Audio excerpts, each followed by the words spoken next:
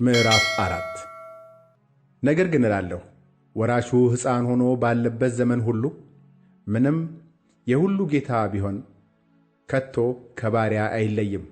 ነገር ግን አባቱ እስከ ቀጠረለት ቀን ድረስ ከጠባቂዎችና ከመጋቢዎች በታች ነው።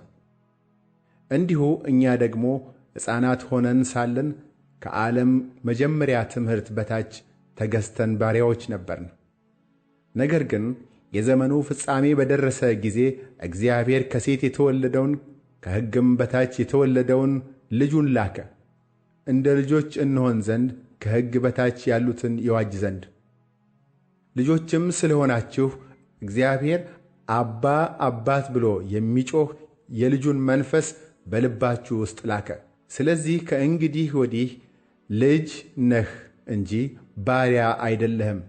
ልጅም ከሆንህ ደግሞ በክርስቶስ የእግዚአብሔር ወራሽ ነህ። ነገር ግን በዚያን ጊዜ እግዚአብሔርን ሳታውቁ በባሕርያቸው አማልክት ለማይሆኑ ባሪያዎች ሆናችሁ ተገዛችሁ።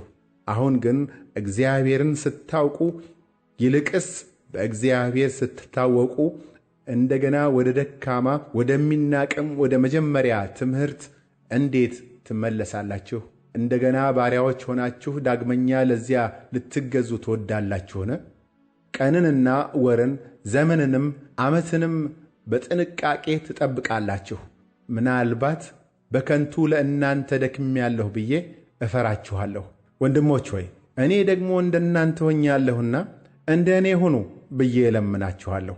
አንዳችም አልበደላችሁኝም። በመጀመሪያ ወንጌልን በሰበክሁላችሁ ጊዜ ከሥጋ ድካም የተነሣ እንደነበረ ታውቃላችሁ። በሥጋዬም ፈተና የሆነባችሁን ነገር አልናቃችሁትምና አልተጸየፋችሁትም። ነገር ግን እንደ እግዚአብሔር መልአክ አዎን እንደ ክርስቶስ ኢየሱስ ተቀበላችሁኝ። እንግዲህ ደስ ማሰኘታችሁ ወዴት አለ? ብቻልስ ዐይኖቻችሁን አውጥታችሁ በሰጣችሁኝ ብዬ እመሰክርላችኋለሁ። እንኪያስ እውነቱን ስለ ነገርኋችሁ ጠላት ሆንኩባችሁን? በብርቱ ይፈልጓችኋል፣ ለመልካም አይደለም። ነገር ግን በብርቱ ትፈልጓቸው ዘንድ በውጭ ሊያስቀሯችሁ ይወዳሉ። ነገር ግን ከእናንተ ዘንድ በምኖርበት ጊዜ ብቻ ሳይሆን ሁል ጊዜ በመልካም ነገር ተፈላጊ ብትሆኑ መልካም ነው። ልጆቼ ሆይ ክርስቶስ በእናንተ እስኪሳል ድረስ ዳግመኛ ስለ እናንተ ምጥ ይዞኛል። ስለ እናንተ አመነታለሁና አሁን በእናንተ ዘንድ ሆኜ ድምፄን ልለውጥ በወደድሁ። እናንተ ከሕግ በታች ልትኖሩ የምትወዱ ሕጉን አትሰሙምን? እስኪ ንገሩኝ። አንዱ ከባሪያይቱ አንዱም ከጨዋይቱ የሆኑ ሁለት ልጆች ለአብርሃም እንደነበሩት ተጽፎአልና።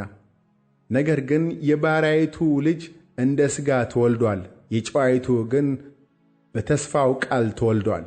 ይህም ነገር ምሳሌ ነው። እነዚህ ሴቶች እንደ ሁለቱ ኪዳኖች ናቸውና ከደብረ ሲና የሆነችው አንዲቱ ለባርነት ልጆችን ትወልዳለች፣ እርሷም አጋር ናት። ይህችም አጋር በአረብ ምድር ያለችው ደብረ ሲና ናት። አሁንም ያለችውን ኢየሩሳሌምን ትመስላለች፣ ከልጆቿ ጋር በባርነት ናትና። ላይኛይቱ ኢየሩሳሌም ግን በነጻነት የምትኖር ናት፣ እርሷም እናታችን ናት። አንቺ የማትወልጂ መካን ደስ ይበልሽ፣ አንቺ አምጠሽ የማታውቂ እልል በይና ጩኺ። ባል ካላቱ ይልቅ የብቸኛይቱ ልጆች በዝተዋልና ተብሎ ተጽፈዋል። እኛም ወንድሞች ሆይ እንደ ይስሐቅ የተስፋ ቃል ልጆች ነን። ነገር ግን እንደ ሥጋ የተወለደው እንደ መንፈስ የተወለደውን በዚያን ጊዜ እንዳሳደደው ዛሬም እንዲሁ ነው። ነገር ግን መጽሐፍ ምን ይላል? የባሪያይቱ ልጅ ከጨዋይቱ ልጅ ጋር አይወርስምና ባሪያይቱን ከልጇ ጋር አውጣት። ስለዚህ ወንድሞች ሆይ የጨዋይቱ ልጆች ነን እንጂ የባሪያይቱ አይደለንም።